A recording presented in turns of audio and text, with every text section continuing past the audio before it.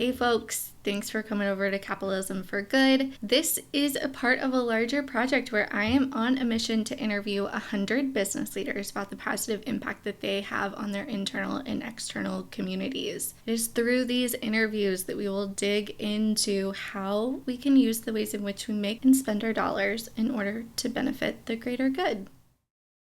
Folks, today we have Ben Higgins, president and co-founder of Generous Coffee, based out of Warsaw, Indiana. There are links to the Generous Coffee website in the show notes for you to learn more about the company and also purchase wholesale and merchandise products should this conversation be your jam and you want to jump in and support them and see what it's all about. As kind of a general overview, Generous Coffee is unlike any other for-profit business that I've found to date. And Ben is unlike any other founder that I've come across. But yet at the same time, both Ben and Generous Coffee are examples of how any one of us can make a positive impact on our internal and external communities.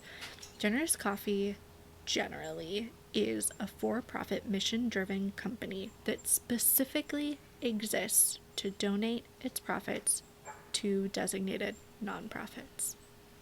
Period. That's top to bottom, start finish. That is the mission, and they execute it so well. It's impressive.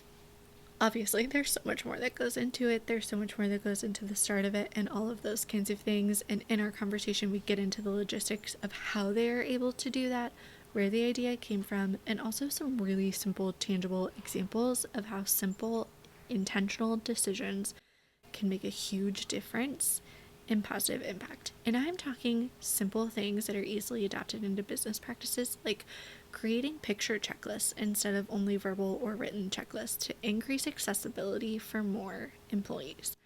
I'm talking about approaching decision making through listening and valuing the people around you. I'm talking about leading from a place of caring about people. It sounds simple, but the practice is what sets Generous Coffee and Ben, co-founder, apart from others, and what allows them to continue to push the envelope in a way that I truly have not seen before. The whole point of this Capitalism for Good project is to showcase folks that are using their businesses to solve problems and make positive impacts on their community and kind of do things in a little bit of an against the grain way. And I am so proud and so just in awe of all of the people that I've talked to along the way. And there's just something about the pure capacity, the pure soul of Ben and Generous Coffee and everything that it stands for that I think it is really kind of leading the way in its own way. Ben himself is a pro. He's a self-described chameleon. He is an apparent quote-unquote yes man that also at the same time is true to his values. He has an appreciation for small town middle America values and also seized opportunities to learn from big businesses in real time. He is also the same Ben Higgins of The Bachelorette and Bachelor franchise fame. More on how I live under a rock, and I didn't realize that until much later on a Between the Interviews episode for Patreon members. By the way, this project is supported by subscribers via Patreon, so thank you to everyone over there. There is a link in the show notes to join if that is your jam. But let's go back to Ben. He is clearly driven by his curiosity and his compassion. He is someone that we can all learn from.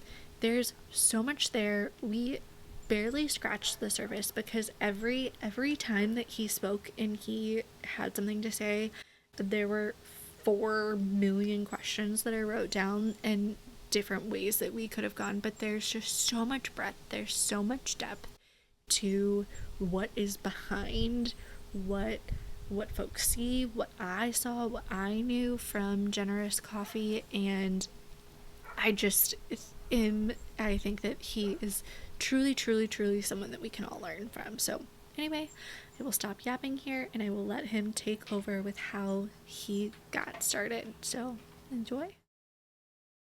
How So did it good. all begin? Sure. Goodness. Okay. Um, for me, I think I think as I look back, there's some very clear moments that were what I call now pivot points for me, moments that change things or change the course of my life. And one of those was going to Central America for the first time when I was 15 years old. I went to Central America for the first time with my church, my family, a few friends.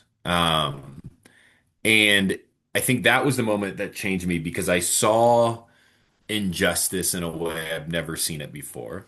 And I didn't know back then intellectually how to process it. So it turned into anger, um, guilt and shame, things that I don't think were healthy, but things that definitely changed me. Yeah. And you'll understand why I'm sharing this. What soon happened is 4 years later, a friend of mine who was on that trip with me, after years of me being angry about things, said, "Hey, I think I have a better idea for how we can involve ourselves into Central America. This idea is one that doesn't make us the saviors. It doesn't place us in a hierarchy. What it does is we're going to go into these communities. We're going to ask them, what do you need? What do you want? What do you dream of? And how can we help?"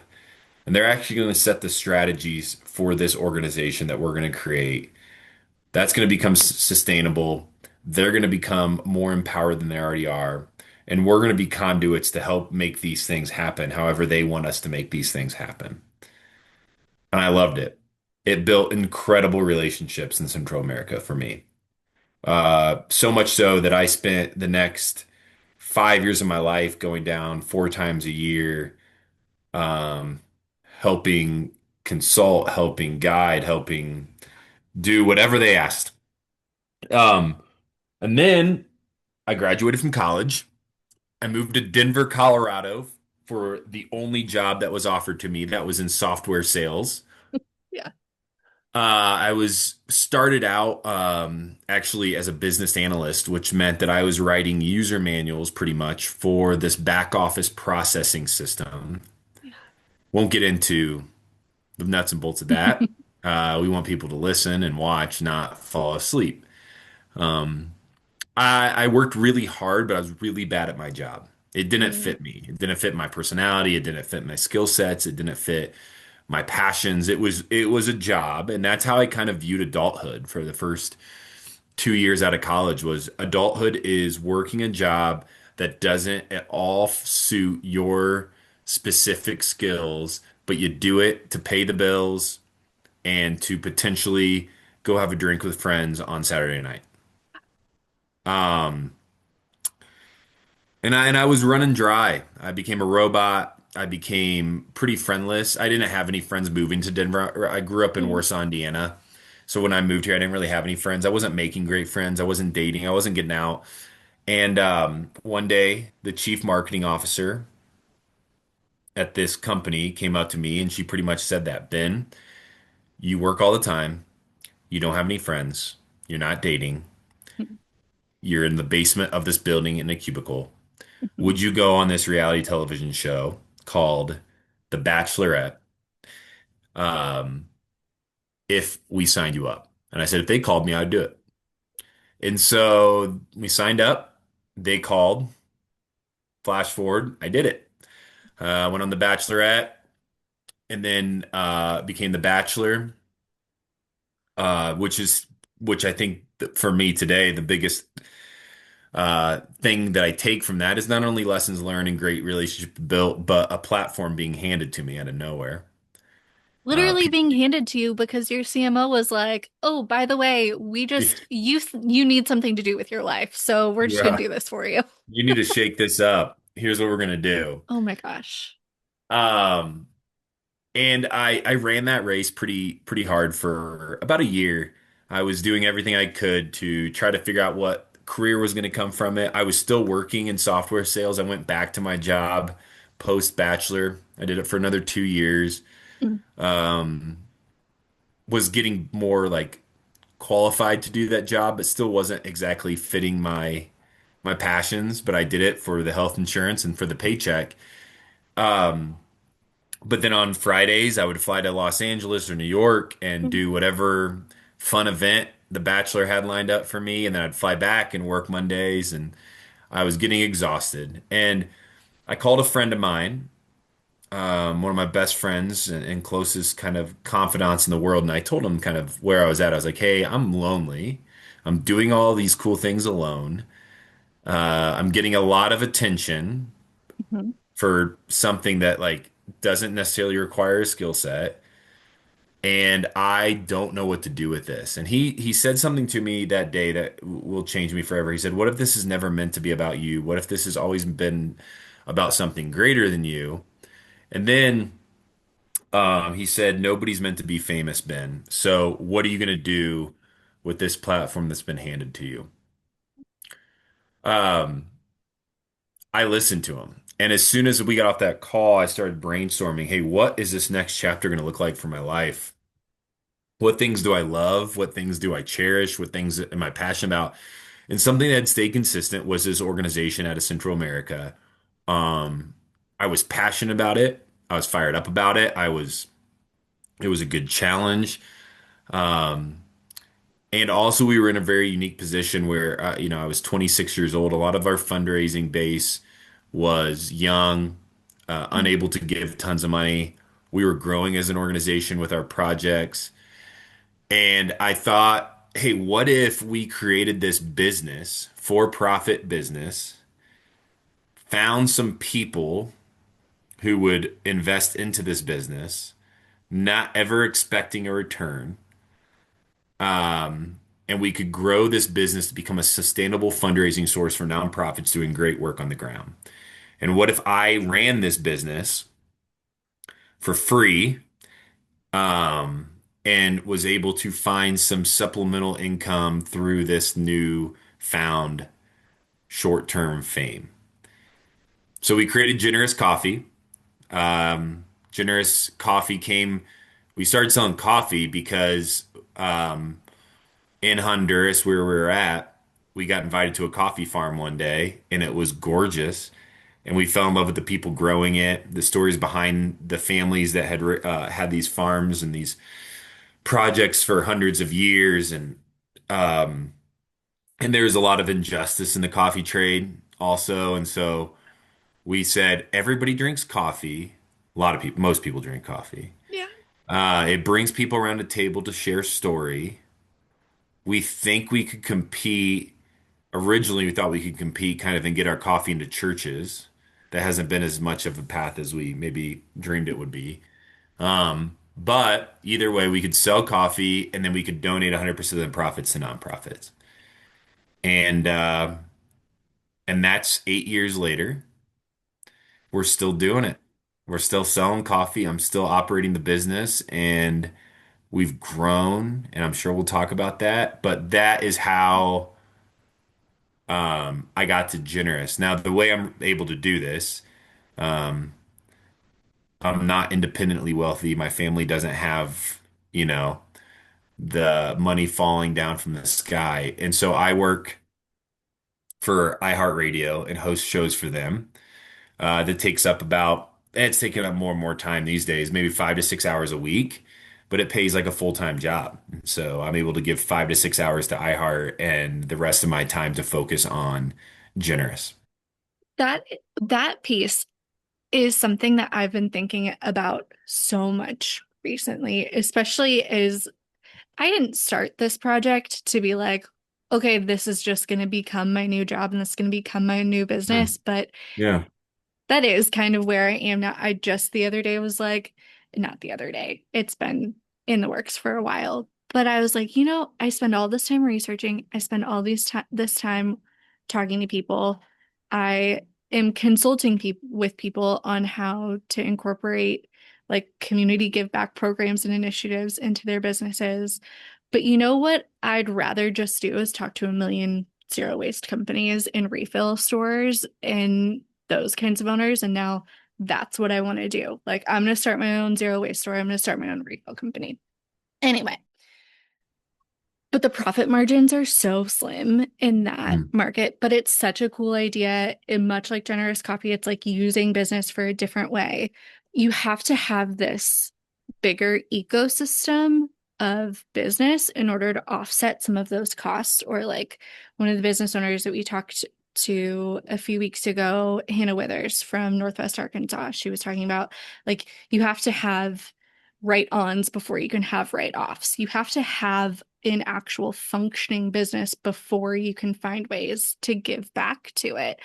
And it mm, seems like the work that you're doing with iHeartRadio now, but before stuff that you were doing with The Bachelor, the stuff that you were doing with your full-time job before, which really you were having two full-time jobs. No wonder you were talking about being lonely. Like you're just burning the mm, candle at both ends there. But like you do kind of have to have this ecosystem mhm. that offsets those things so that you can work for free in generous coffee, even though you are working. I guarantee you that you're working and you're spending a lot of time there.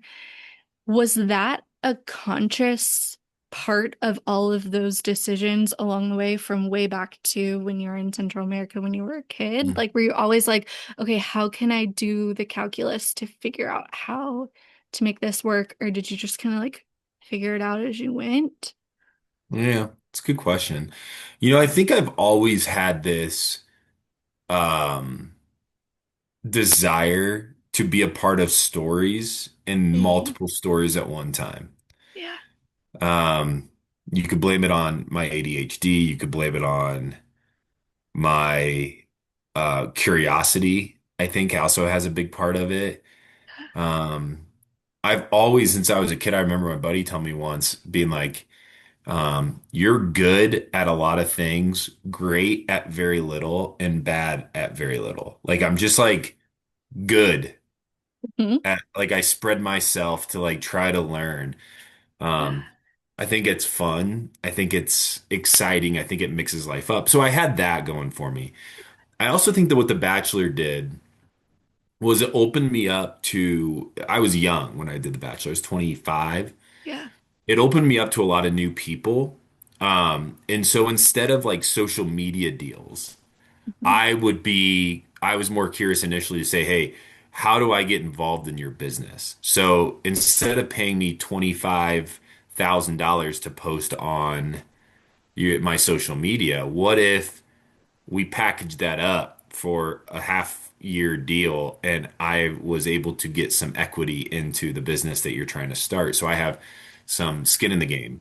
yeah, And so what that ended up doing was it got me involved in a bunch of different projects, yeah, and actually involved. I wasn't just accepting cash. I was accepting some ownership, some value, some depth. Now, is that going to be a good or bad idea? I don't know. right. I don't know yet. Hopefully one day I figure it out. I don't know yet. But it was at least for me, I think the value today at 36 would be that it gave me a lot of new life experiences and it gave me a lot of really fun rooms to sit in and just hear how people were thinking about different problems. Um, and I also think when Generous started, I was in the works to solidify this iHeart deal. Mm, And I knew if I was going to leave my job in software sales, I needed something sustainable to fall back on. I didn't know what life was going to bring or how lucrative anything was going to be. And so I think I worked both. So I did the iHeart and software sales side by side for like 7 months, and I would work generous at night. I was single, so it wasn't that big a deal. I kind of enjoyed it. I built an office in my garage. I would like separate from my home and go back there and blast music and just type away and fill coffee and do all the, do all that yeah, stuff. All the good stories of how companies start. mhm, It would, and so I think it naturally kind of evolved into this. Okay, iHeart's now a sustainable thing. I can leave software, continue with generous, and now what I get to do is not spend my nights working generous. Because I'm only working iHeart, I can work my days doing generous. I can stop staying up till 2 a.m. and then go into work the next day. That just kind of evolved, and it became it became a strategic decision for me over time. Yeah. It it also kind of strikes me in listening to you talk that it while you're like grasping at these opportunities, you're saying yes to things. You got offered one job in software sales, you said yes to it. Your CMO came up to you and said, "Hey, we're going to send you to the Bachelor. Are you going to say yes to this?" Like you as much as you use the line, it doesn't require a skill set. I would say that having the personality or having the foresight, whether or not it feels like a foresight, to say yes to the things that seem like good opportunities for you and to be able to capitalize on it in ways like instead of doing social media deals, but like learning on the job training and using that as an opportunity to learn different parts of the business and network and get your name out there and get this exposure. That is a skill set. Hmm. Do you Yeah. feel like that at all? Yeah, I mean, I think, yeah, I mean, I think I was handed a platform, and then I think there has been skills developed. Mm, I think something else mm, that has maybe been a skill or an awareness is the benefit to listening to everyone and learning from everyone and acknowledging the truth in most situations, especially as I was kind of beginning my investment journey, was that I was going to lack the knowledge that most everyone else in the room had. And so just surrounding myself with people that were talented, that were trustworthy, that were earnest, and getting excited about that, the ability to be around them, I think was more of an awareness. I think one of the skill sets in that I have had since I was a kid, and I'm pretty in tune with my skill sets right now because I'm going through a really fun executive coaching, like 7 months with a guy named Mike Foster who wrote The Primal Questions. He's great. So I'm like, when I speak about this isn't like coming from anywhere else other than like I'm talking about it weekly right now with him. yeah. I have since I was a kid kind of been this chameleon, meaning I've always felt as an only child, I can adjust to most rooms. So like I can sit at like in a dive bar in Warsaw, Indiana, and love it every second of it and fit there. But I could also go fly that next morning to sit in a skyscraper in New York in a suit and a tie and love it and fit in there. And I think that's my skill set in it is just being able to maybe be aware of the surrounding area, like the people, and try to be a part of whatever they're doing. Yeah. You know, there are some people that could probably hear the word like chameleon and be like, "Oh, so you're just being whatever people Hmm. want you to be," which I I don't know. That could have a negative connotation. I don't hear it as that at all. And in fact, listening to you talk makes me go back to when you were talking about your work in Central America when you were a kid and just the simple idea of like, hey, instead of just coming in and being the saviors and handing people a certain thing, let's talk to them. Let's listen. Let's find out what they want. Let's build some stability here. That's what it sounds like to me is all of these things, all of these different situations that you find yourself in or put yourself in, whether it's hosting an iHeartRadio show, whether it is sitting in a dive bar in Warsaw, Indiana, all of these different kinds of things. Like you are learning, acknowledging, and valuing the people around you to be able to like lift them up. Like to me, that doesn't seem like you're like shape shifting or anything like that in a way. You're Mm. actually just valuing the people around you. That's the through line I see is Like, oh, this all just goes back to you being a teenager in Central America, being like, oh, we just have to like listen to people and find out what they want. Yeah. Okay. Yeah, and I think you're right. I mean, I think that would be the secret sauce Mm, is the reason I'm able to do that, right? I have a list of values that I have on my computer. yeah. No matter what room I'm in, the values that I hold dear and that I believe in do not change. People ask me about my faith, I am more than excited to talk about it. If people ask me about my passions, I'm more than excited to talk about it. If people ask me about my politics, I'm more than excited to talk about it. But Yeah. I need you to, I want you to ask me. There's a respect I think that I have, I hopefully have for humans. I don't want to push them into a place where they would become uncomfortable for no necessary reason. Yeah. I also believe, yes, it is about the listening. It is about the understanding of where I'm at. What are you trying to tell me? If you're the president of the United States, I want to hear why. Like, I want to ask you questions. If you want to ask me some questions, that's great.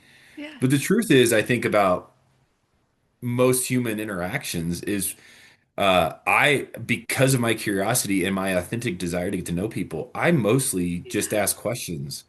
Mm, And that helps me adjust to those rooms. My values don't change. I'm the same guy in that dive bar in Warsaw, Indiana, than I am in the skyscraper.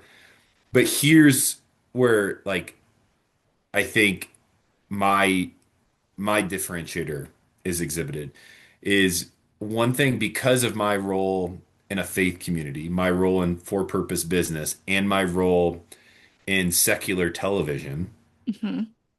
is the bridge builder to connect all these and to find ways to do that. So, just like somebody else is trying to maybe sell a car and trying to figure out how to connect with the person they're selling the car to, I'm doing that through different sectors, industries at all different times, and I love it.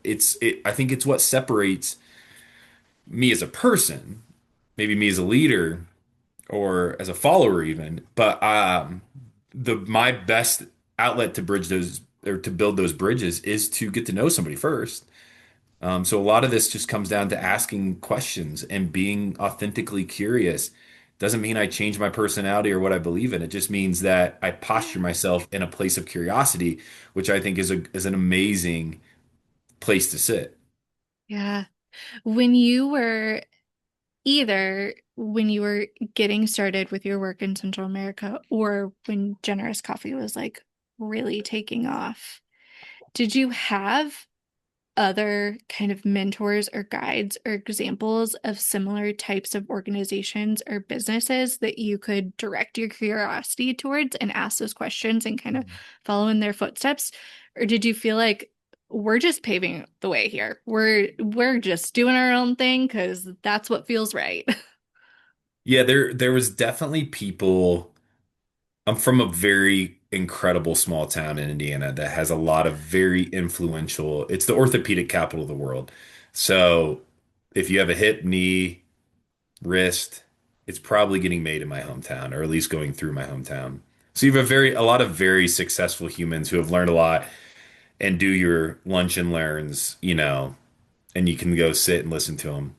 I also think, for different areas of my life, I leaned on different people in the for-purpose business space, there was companies like Sackcloth and Ashes out there, who is a blanket company, and their founder and I became good friends.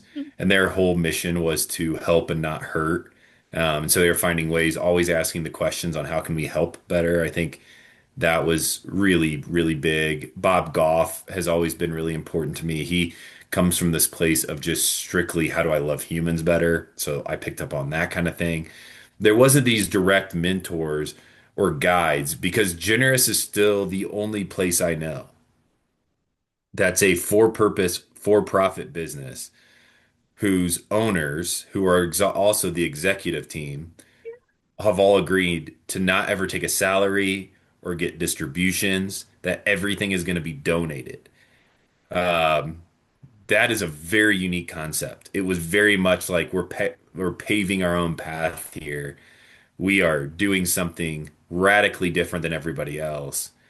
And there was trust me, goodness gracious, I would love to sit here and say that was a path that we paved in a wide, clear, and easy manner. No, goodness gracious. There were Yeah. so many stumps in the road. There were so many rocks that we had to move. There were so many moments of, can we really make this happen?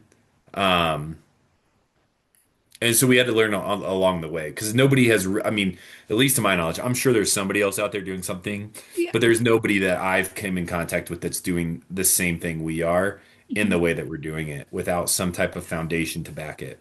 Hmm. Yeah. I mean, I've done a lot of Googling, a lot of asking around. I haven't seen anything that seems it, to function in the way that generous coffee does. And before I pick your brain and I really dive into, I want to talk more about like your business model and the philosophy and all of those kinds of things. I want to know more about Warsaw, Indiana. I we started this talking about how I'm originally from outside Toledo, Ohio. I live outside of Kansas City right now. I There is something about middle America. There's something about like small towns that just again in some circles gets kind of a bad rap sometimes, and I love it, and I want to know more about Warsaw. Why was that the place for generous coffee? Mhm. What is it about that city that really sticks out to you? Yeah. Oh man, I mean, we could do a whole show on this. I think I grew up there. The beauty of a small town is that you know everyone. Mhm. The frustration with a small town is everybody knows you, no matter if you've been on reality television or not. Yeah. They know where you're driving the night before, they know where you snuck out to as a teenager. And I think as an adult now, I look back on that, I'm like, yeah, that was still frustrating and weird, and everybody has their opinion on you. However, also an amazing place for me to grow up. Yeah. People either were curious or they cared. Their curiosity didn't always come from a great place, but they cared enough to call your parents the next day and say, "Hey, I saw Ben driving down Highway 15 at 1 in the morning. Did you know that?" Yeah. Um, and then the other part of this town is it is a town. It's a small town. Goodness gracious. When I grew up, our city had 14,000 people, five orthopedic headquarters, um, three publicly traded companies. I Uh, mean, this is a crazy, weird town. yeah. 40 miles from any airport. There was no airport. There was Yeah. no, I mean, this is in the middle of cornfields, in the middle of Indiana. Yeah. It started that way because the first orthopedic device was developed there by some guy in his Mhm. garage, and then everybody split off from there and nobody left town. It is this amazing place of industry and creativity and intelligence. Um, Also a really incredible workforce because if you're working in the manufacturing of an orthopedic device, you're getting paid really well. And so with a lot of like really incredible jobs for people that just maybe come out of high school Yeah. and are looking for a career. It's beautiful. It's also very much a place of, and this is why Generous is there. It's a place that really says, and I believe doesn't just say, but acts on this desire to help others. If you Mhm. are somebody in need in Warsaw, Indiana, um, when I grew up there, and I still believe it to be this way, it is a place that would bend over backwards to make sure your feet are standing on solid ground again. Yeah. So the idea and the concept of generous as a business fit there. I believe still that if we can become successful and known in Warsaw, we can spread out among the masses across the country because people in Warsaw want to see you succeed. Just like any town, there's your other stuff, jealousy and envy. Right. But nobody's that jealous of a coffee company that nobody's getting rich on. So like Yeah. they're like, yeah, we'll promote this. Oh, we got this is pretty cool. Yeah. It's funny when you were talking about like it, driving down a road at 1 a.m. and then someone calling your parents and being like, "Do you know where Ben was last night?" And it's Yeah. like you can have that side of it, but it can also be should you get a flat tire at 1 a.m. and someone drives by, that person's I would know sure them. as hell gonna stop by and help you out. And that's Yeah. the other part of it is like, yeah, everyone's always up in your business, but sometimes you need someone to be up in your business to be there when you need it. And Hmm. I just I wonder if you notice those types of characteristics or qualities in kind of the business world that you have built of just like, I mean, that seems like another clear through line of we're just here to help people out. We're just here to Mm. have each other's backs and taking the characteristics of the town and kind of reflecting that back through a company that you based there. Again, was any of that conscious or was that just like, all right, well, that's just what we do here and I want to give back to this town that I like? It was very conscious. Yeah. Um, there's multiple factors. One is real estate in Warsaw, Indiana isn't exactly the most expensive real estate in the country. We could get a pretty nice building in downtown Warsaw for a lot less expensive than I could in Denver, Colorado, which is where I currently live. Yeah. That was also a big decision. Yeah. But I really mean it when I said the biggest motivator, and I think anytime people are getting ready to start a business, you have to look at your audience.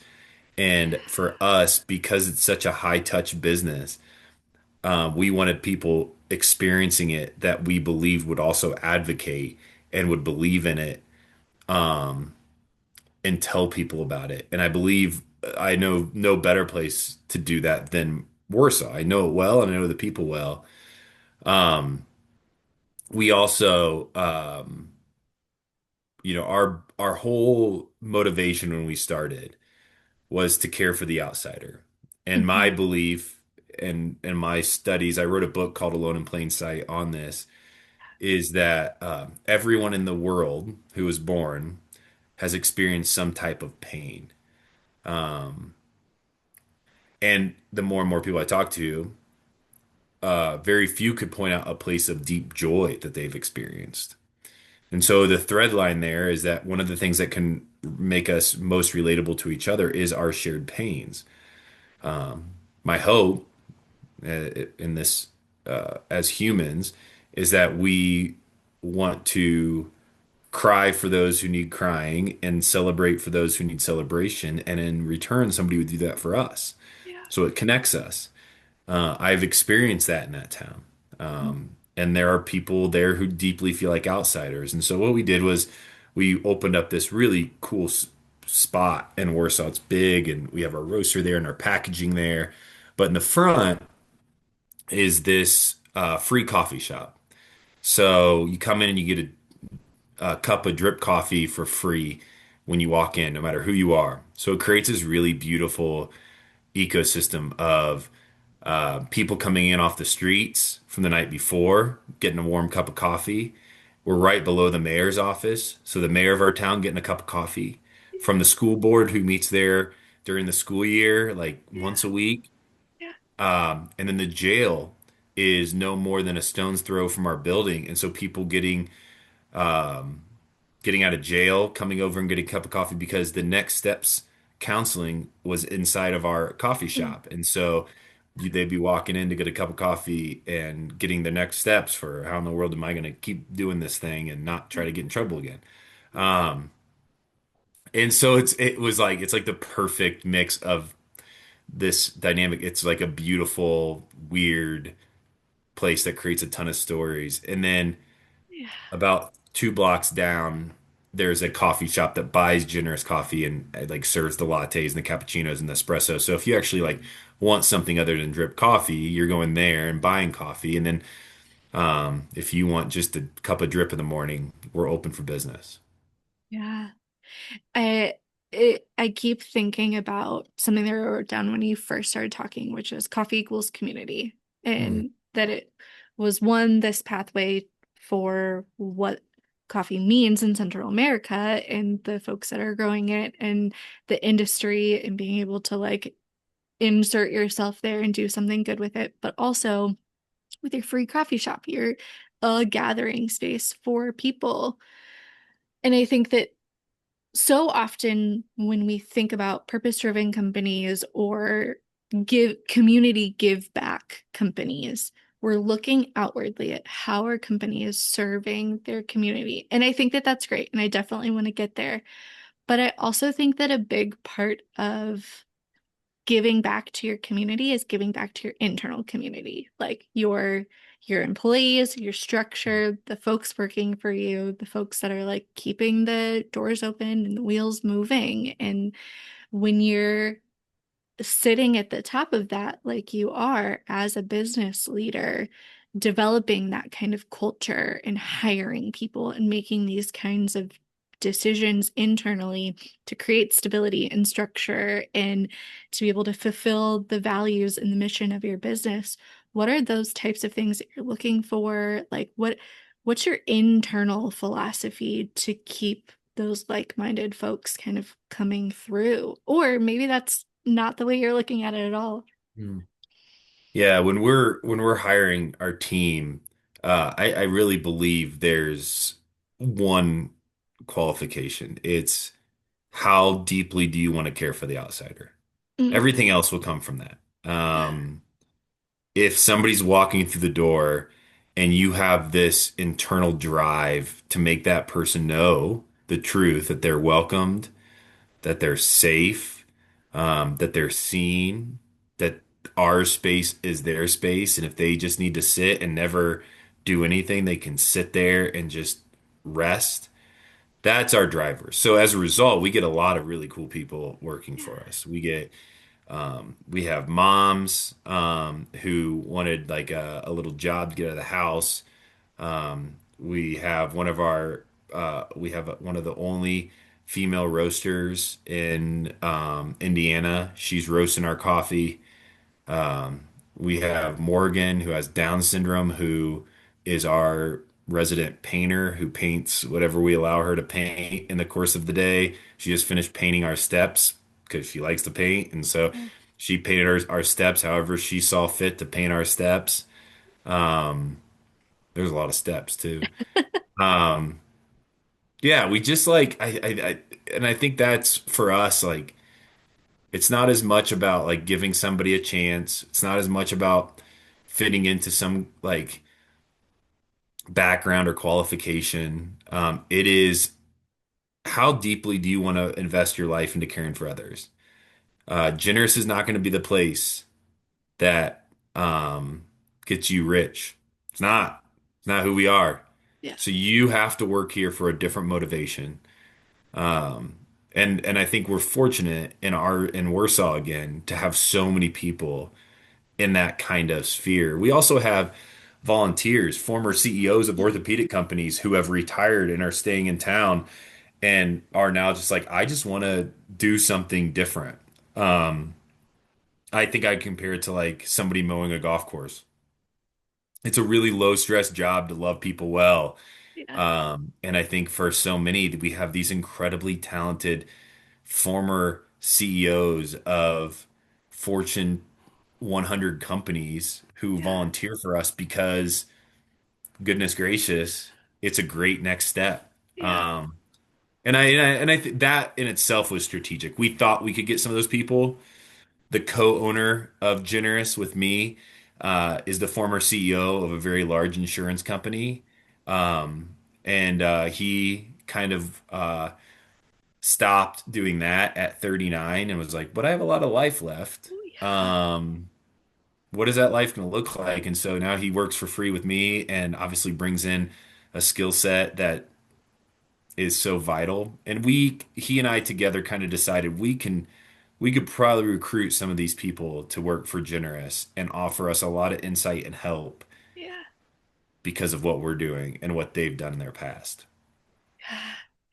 This is a really great spot. I told you that we had a question submitted from, first of all, we'll just give a big shout out here. So Shannon Masterson was the very first interview on the Capitalism for Good project. She's an occupational therapist. She owns her own private practice. She also founded her own nonprofit, just went through a brand change. They are now Kentucky Advocates for Accessibility and Inclusion. She is the one who recommended Generous Coffee to be a part of this Hmm. project. Do you know how she knew about it? She is located in Louisville, Kentucky, so not that far away. And then also a big fan of The Bachelor. No, Her and awesome. her best So friend good. so you're using your platform for good. Her and her best friend Jennifer have been hounding me to be able to jump in and find a way to feature you all. And to be honest, the more that I found out about Generous Coffee, the more that I was like, I I want to talk to him for 17 hours. I don't have Mm. just enough questions for an hour. I'm gonna sit down and follow him around for a week. Anyway, I will I will spare you for that. And her question that she sent in was, What is your advice for somebody who supports disabled young adults and wants to build relationships with local employers outside of state services like vocational rehab? And or possibly somebody who wants to start a business to offer these disabled young adults gainful employment at a fair wage. Yeah, definitely. I think tangibly, I think any employer that'd be interested in it, I think the basis of that is this desire to really help. Um, like they see it as this wonderful opportunity. The problem that we've ran into in the past is that once these individuals enter into your doors, there are new challenges to how they function as humans that you're not trained or familiar with. mhm, Um, and we kind of had to learn as we went. There's also some resources out there, people we called upon to say, hey, help us understand what's happening here. Maybe one of our employees is having a very stressful day and we don't know why. Maybe they're nonverbal. We can't understand why. How can we help them here? Also, one of the things that tangibly has been really great for us is we've done a pictured checklist every day of tasks that need to get done. So it's like the simplest and best thing, but it's helped us so much. And so when they walk in, they're handed their sheet. It has the picture, and it has a checkbox, and that's what they operate on, right? They can put their headphones on and dance the day away and work and do whatever they need to do and take a break if they need to take a break. yeah, And they know by the time their shift is done that our requirement for them is that that checklist is completed or we are communicated with on why that thing wasn't done. It's helped us so much on just keeping people on task, but also helping both like us communicate clear with them and others communicate clear with us. yeah, So tangibly, that's helped. So helping employers know that, hey, there's easier ways to do this. Um, I finally, to help build those networks and connections, we've actually found it very easy. I think most businesses that come in through Generous, and we've had many that kind of want to see what we're doing, they've been behind and excited about the idea of bringing somebody in. I think one of the reasons for that is because most people are one degree of separation from somebody they know that is in a situation that, where they can't find employment yeah, and they deserve it and they want it and they desire it. But they just don't know how to do it. And so I think like relating with people and giving them the patience. Here's the my final thing. yeah, I think employers in today are so nervous about the language they use and their approach to talking about situations that they're maybe more unfamiliar with.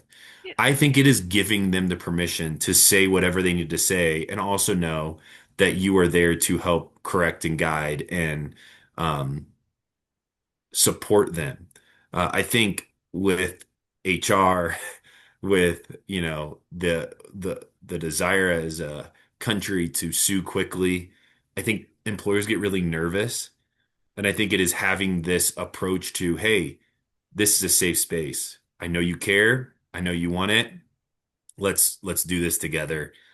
Um, that would be my final thing. I mean, this is coming from a place of personal experience. mhm, Um, Not knowing always the right language to use, not knowing exactly how to navigate really difficult scenarios in the proper way, in the most helpful way, and having people surround generous and say, okay, we get it. You're not experts at this, and that's okay. Here's some ways you can do it better. Here's some ways that you can love better, care better.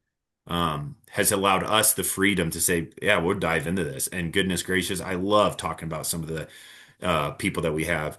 There's also really great business in Denver that I've learned a lot from called Brewability. mm, Brewability is a pizza shop and brew house in Denver.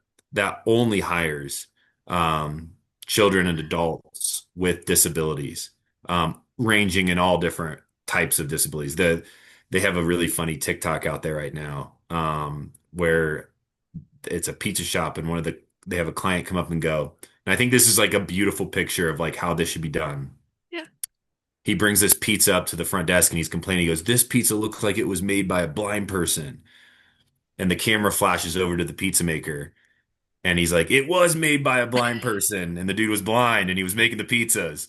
Yeah. And I was like, "That's amazing. Like that is so Yeah. good. Yeah. It's making everything, this makes everything better." So Yeah.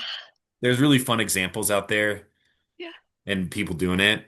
And I think it's just like like helping employers have the freedom to try to do it the best they can, knowing they're going to make mistakes along the way. Yeah. Which isn't that just true for everything that you do, Yes, it period? should Like be. you're gonna make mistakes Yeah. along the way. You're gonna backtrack. You're gonna have to be like, well, maybe we shouldn't have done that, learned our lesson there. Yeah, yeah, 100%. It's interesting in the coffee community. Down syndrome is very well represented. There's a company out of Interesting. Springfield, Missouri called Brew 21 that's Yeah. doing some incredible work. Also in Springfield, Missouri, there's a marketplace for all these different businesses. I don't even know how many businesses are represented, but these businesses have all hired people on with Down syndrome, and it's called the Upside Down Market. And they're selling these products in there, and it's really well supported from the community. Um, then you go out to the East Coast, and in Raleigh, there's a few coffee shops that are hiring people only with this, like with Down syndrome. So like this, I don't know why coffee and Down syndrome have such a connection, but they do. But some of these places like have trained their adults to roast coffee. It's like a full operation, and they're so good. So I think coffee and you know it just fits well for employment, but I think there's a lot of opportunity out there. Yeah. My I just keep going back to simple changes like the example that you gave about the picture checklist. Hmm. All it took is some curiosity, asking a question, and for someone to be like, maybe you should make that change. And it's such a simple change, but can make the world a difference. Another thing that I have been thinking about so much in the past couple of years, my dad had a stroke, has aphasia and apraxia, difficulty verbally speaking, which really just changed my thought process on like communication in general. Like to be able to have a thought in your brain, but difficulty verbalizing it is like a Hmm. wild thought. And just until you're around someone that has a challenge that looks a little bit differently than the way that you look in your life, you probably don't think about those kinds of things, Hmm. but it just like I learned how to re-communicate with my dad and you learned how to re-communicate with your employees. Like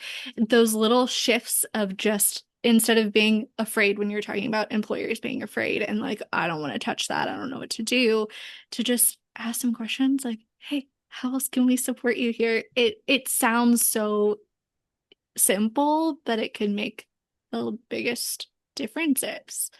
Yeah, and it opens up the door to scale that employment too. Once somebody does it once, I think, and they get the hang of it, they're like, "We could do this a bajillion times." But I think it's just getting that door opened is so valuable and so important. And this isn't, I think there's a difference. This isn't charity work. Right. Like we're not doing this out of like charity. We're doing this because one, we needed somebody like a Morgan to, her main job is cleaning out our roasters and our packaging facility. She also stamps our 5 ounce wholesale bags. I mean, we needed somebody to fill this role. Mhm. Morgan is an incredible human, and we knew could do it because she cares about the outsider deeply. If you walk through our front door, there's a 100% chance you're getting a big old hug from Morgan, like it or not. So she fit our one, qualification is, do you care for people well? Do you care for the outsider well? Yeah. And then the truth is, with somebody with Down syndrome or with any disability, who knows how it feels to be an outsider better than them? Mhm. And how frustrating has that been for them? And typically, in life, our frustrations and our anger lead us to a passion.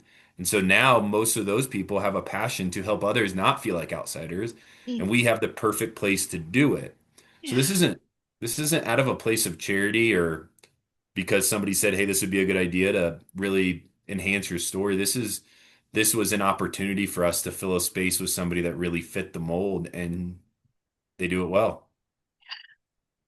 So I want to also not lose sight of like the business model and the structure and the stability of it. And you're talking about you're leading right into it perfectly is it's not charity work. You have a business. You Mhm. have jobs to do. You're functioning. You've got things to sell. Like how are you going about making sure that, like you said, you have an executive board that's not taking or an executive team that's not taking a salary, but you do, I imagine, have employees that are taking salaries. You do have to buy products. Like how maybe my question is how long and how much planning did it take you to figure out like, all right, here are our base level costs and this is what it takes to run it, and how do we find people that actually have the ability to work outside, and how do we create jobs for your executive team to where they can also work hours outside of it and like make all of those things work together so that you can keep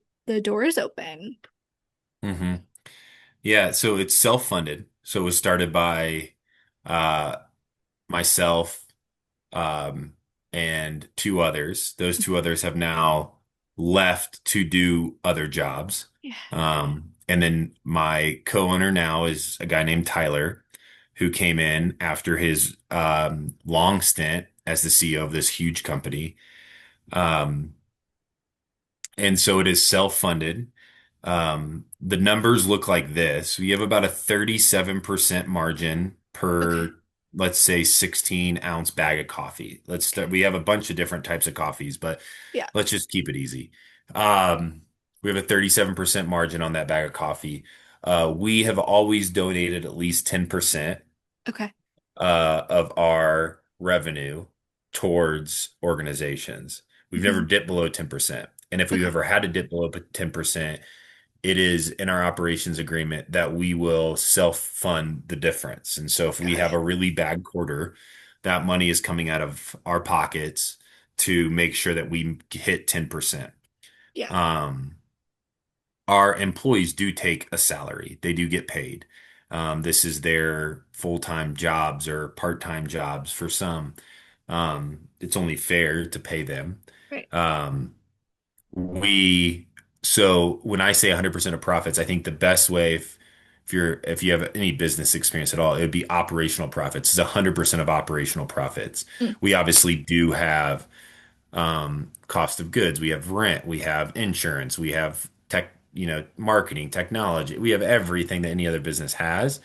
And that's why that 10% line is so valuable and important to us to keep as a measure because we can hit 10% if we're operating efficiently and Mhm. if we have a volume that is necessary for that. We've had years, months, quarters, really for the first 4.5 years of the business, there was a check being written at the end of every quarter to fulfill whatever Mm. commitment we have made. Yeah. We haven't had to do that as a business for the last 11 months, which has been a big win for us. 11 months, we're 8 years in. We had quarters in between there that we wouldn't have to, but I'd say 50% of the quarters we had to write a check to fill that need. So for the last 11 months, we haven't had to because of the scale and the growth. So Yeah. we're really excited about that. I Yeah. mean, I always make a joke with my internal community of, hey, I love Generous. I want to last far beyond me. I don't mind working for free. I also just don't want to pay to work. Like Right. that doesn't seem fun. Hmm. That's not sustainable. Right. And luckily for the last 11 months, we haven't had to. We do a lot of grassroots marketing. Again, Warsaw was strategic because we really need people talking about it, and we thought that was a good place to get it started. Yeah. Social media is a big place for us Yeah. because of the platform that was given. Um, Talking about it at events that I maybe host or speak at, that's always huge. Um, but we try to keep things very streamlined at Generous. And we do. Our team works really hard, especially like starting now. Holidays are massive for us.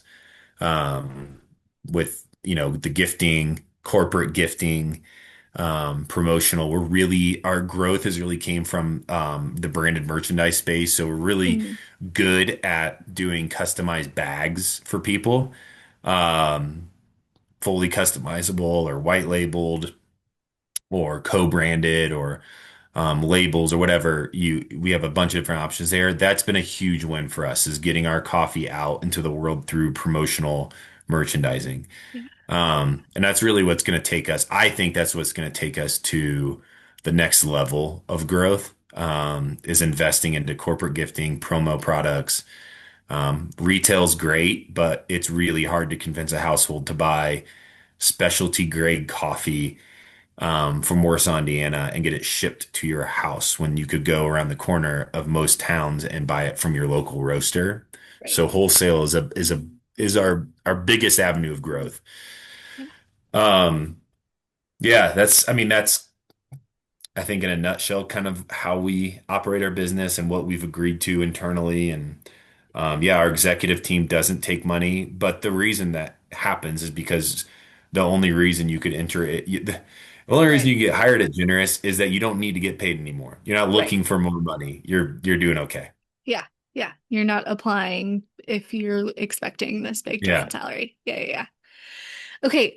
I could ask you 14 million more questions. The more that I hear Oh, you talk, the sweet. more questions that I have for you, but I will be respectful of your time. My last question that I have for absolutely everyone is, who's another business and or leader that you see out there doing things the right way? And it could be anyone from a coach, a client of yours, a former boss, an employee, someone that used to work for you, absolutely anyone that you think deserves a shout out. Yeah, goodness. I mean, I could go down a long list of partners that Generous has had in the past. I think I mentioned Mike Foster with Primal Questions. He's been so big in my development, and I think as a result, Generous's development. Sackcloth and Ashes is an incredible business. Bob Dalton, their founder, just has a drive to connect people, unlike anybody else I think in the world. I've never met anybody that will work as hard as he does to just find new avenues to connect people and care for those in need like he does. Um, we have some incredible church partners like Embrace Church, um, that in South Dakota that like they're buying Generous coffee. Um, one, because we're friends, two, because they just Yeah. want their whole ecosystem at the church to be a place of giving back. I think Yeah. it's just a really beautiful picture of what a faith community can look like, is one that just deeply desires that. Um, at Generous, we ran into a really interesting issue about 4 years ago where our team was getting um disappointed in the work that Generous is doing, because here's how it works. We sell coffee and then we write a check and we send it off to these organizations, and we don't experience anything really that is happening with the money that we're giving. And our Yeah. team was like, hey, I know somewhere out there this money's being used for good.